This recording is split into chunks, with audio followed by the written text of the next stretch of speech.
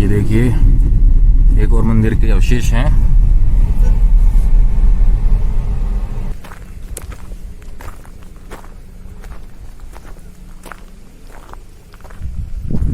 यह भी एक मंदिर है जिसका शिखर देख सकते हैं आप, टूट चुका है। ऊपर सूर्य देव चमक रहे हैं बिल्कुल ठीक ऊपर।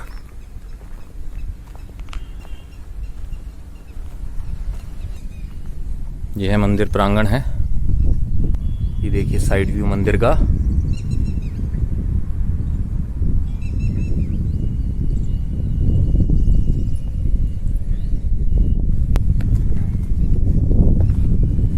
आइए अंदर चलते हैं।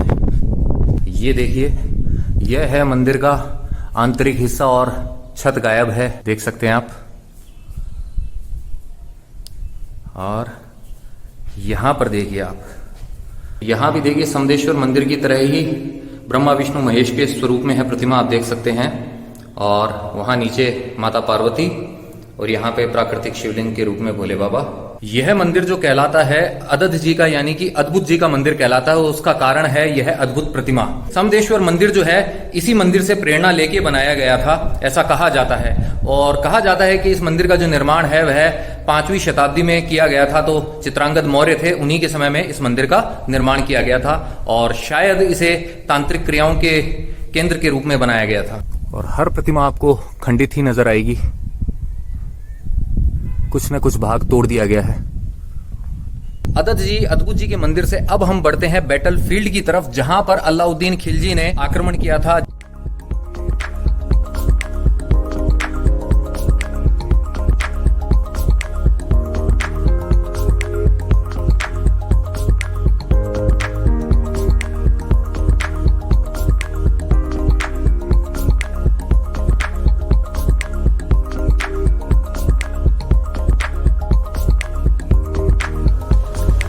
यह दरवाजा कहलाता है सूरज पोल, जो राणा कुंभा द्वारा बनवाए हुए 7 दरवाजे थे जो आपने देखे थे जैसे ही हम आए थे। उन दरवाजों से पहले इन दरवाजों का यूज किया जाता था। सूरज पोल कहलाने की वजह यही है कि यह पूर्व दिशा को फेस करता हुआ द्वार है। तो सूरज पोल से बाहर आते ही आप जो सामने मैदान देख रहे हैं, जो आज खेत बन चुके हैं, यह स्थान था युद्ध क्षेत्र। अलाउद्दीन खिलजी के साथ में रावल रतन सिंह की जो लड़ाई हुई थी यहीं पे हुई थी। और सामने जो आप पहाड़ी देख रहे हैं उसे कहा जाता है कुंभकर्ण पहाड़ी। अगर आप ध्यान से देखेंगे आपको ऐसा लगेगा कि जैसे कोई व्यक्ति वहाँ पे सो रहा है। और वहाँ पर आगे जाके अलाउद्दीन खिलजी की सेना ने अपने शिविर लगा दिए थे। 6 महीने तक घेराव किया था, महल तक कोई रसद नहीं पहुंचने दी थी। यह दूसरा दरवाजा सूरज पोल के बाद का। तो इस तरीके से इस रास्ते पे भी 7 दरवाजे बनाए गए थे। जब चित्तौड़ के बाद में यहाँ से राजधानी को उदयपुर शिफ्ट कर दिया गया था, तो राजा लोग जब विजिट करने के लिए आते थे तो इस मार्ग का प्रयोग किया करते थे। आ गए सूरज पोल गेट से बाहर। तो सूरज पोल से अब हम आ पहुंचे हैं इस स्तंभ तक जो कहलाता है कीर्ति स्तंभ।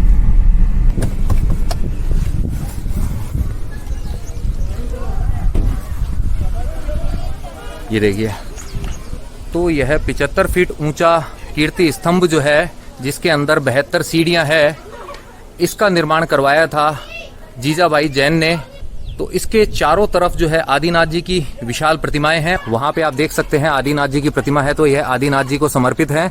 और उनके ऊपर आप देख सकते हैं जो जैन तीर्थंकर हैं उनकी 108 प्रतिमाएं इसके चारों तरफ बनाई गई हैं आदिनाथ जी की प्रतिमा के ऊपर।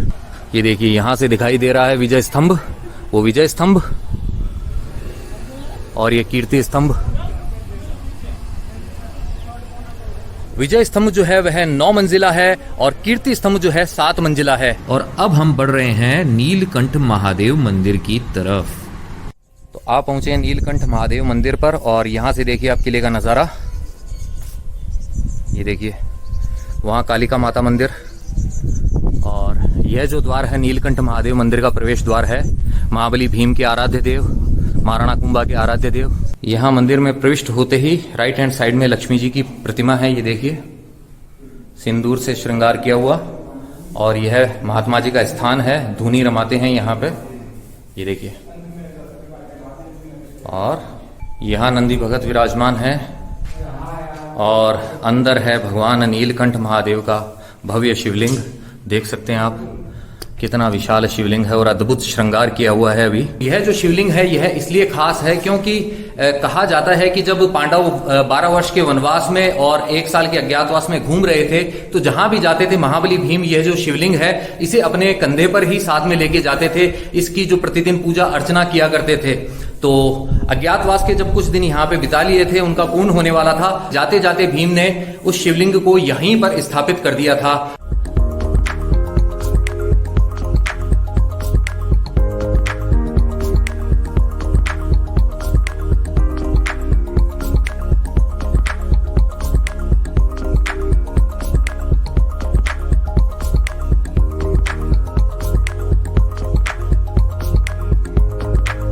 अब हम जिस जगह आ पहुंचे हैं यह है राणा रतन सिंह का महल, जिसे हिंगलू अहाड़ा महल भी कहा जाता है। और इसके जस्ट पास में आप ये जो तालाब देख रहे हैं यह रत्नेश्वर तालाब कहलाता है, रत्नेश्वर कुंड। यहाँ पे मंदिर है और इस तरफ देखिए यह है रत्नेश्वर तालाब और इसमें भैंसे तैर रही है। डूंगरपुर के एक जो अहाड़ा सरदार थे वो यहाँ पे इस महल में रहते थे और उनका नाम था हिंगलू, इसलिए यह कहलाए हिंगलू अहाड़ा के महल। तो आइए जरा अंदर भी चला जाए।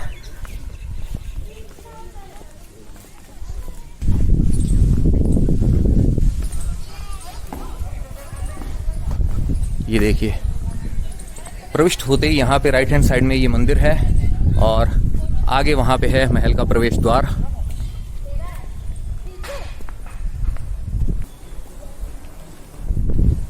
तो लीजिए प्रविष्ट हो गए हम महल के अंदर, हिंगलू अहाड़ा महल के अंदर, राणा रतन सिंह के महल के अंदर। और यह चौक है प्रविष्ट होते ही, ये देखिए।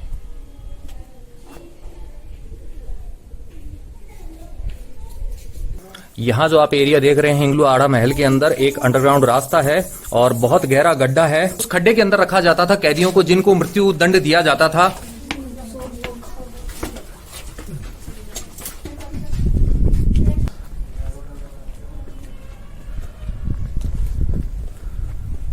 ये देखिए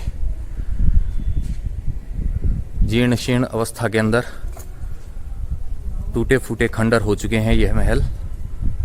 राजा जी अपने सरदारों के साथ में उस स्थान पे सभा करते थे और इसके पीछे ही है रत्नेश्वर कुंड, रत्नेश्वर तालाब। चित्तौड़ दुर्ग ने समय के थपेड़ों को तो झेला ही है, साथ ही झेला है तीन जो विशाल आक्रमण हुए थे उनको। युद्ध में लोग मारे जाते ही थे, साथ ही दुर्ग को भी बहुत नुकसान पहुंचता था।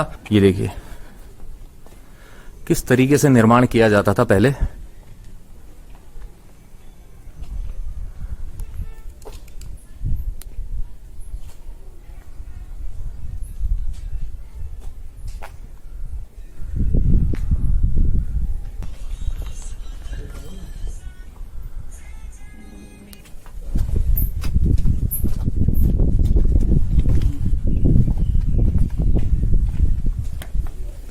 ये देखिए चमगादड़ उड़ रहे हैं यहाँ।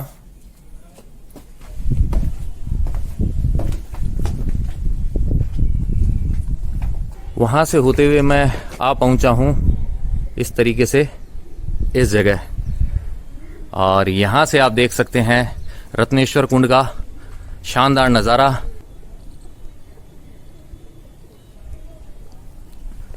और यह वह स्थान है जहां पे राणा रतन सिंह जी अपने मंत्रियों के साथ में, सरदारों के साथ में मंत्रणा किया करते थे। ये देखिए और यहां आ गए हम मंदिर के बिल्कुल पास, लेकिन इसमें जाने का रास्ता नहीं है। तो ऐसा है हिंगलू अहाड़ा का महल। तो ये देखिए हम लोग बढ़ रहे हैं कुकड़ेश्वर कुंड की तरफ। आ गया है कुकड़ेश्वर कुंड और कुकड़ेश्वर महादेव का मंदिर है। यह है कुकड़ेश्वर कुंड और कहा जाता है यति कुकड़ेश्वर ने यहीं पर मुर्गा बन के बाग दी थी और महाबली भीम को गुस्सा आया था तो उन्होंने वहां पे भीमलत कुंड है वहां पे गड्ढा बना दिया था। और यहाँ नीचे की तरफ है कुकड़ेश्वर महादेव का मंदिर, वो देखिए वहां पर। और वही झरने का पानी यहाँ पे बहता हुआ आ रहा है और ऊपर आप देख सकते हैं किले में बने हुए मकान। यह एक लिविंग फोर्ट है। तो इसी के साथ हमारा आज का ये व्लॉग होता है यहीं पे समाप्त। तो जाते जाते बस आपसे अब इतना ही है कहना कि यत्र तत्र सर्वत्र घूमते रहिए, घुमाते रहिए, लाइफ में हमेशा मुस्कुराते रहिए।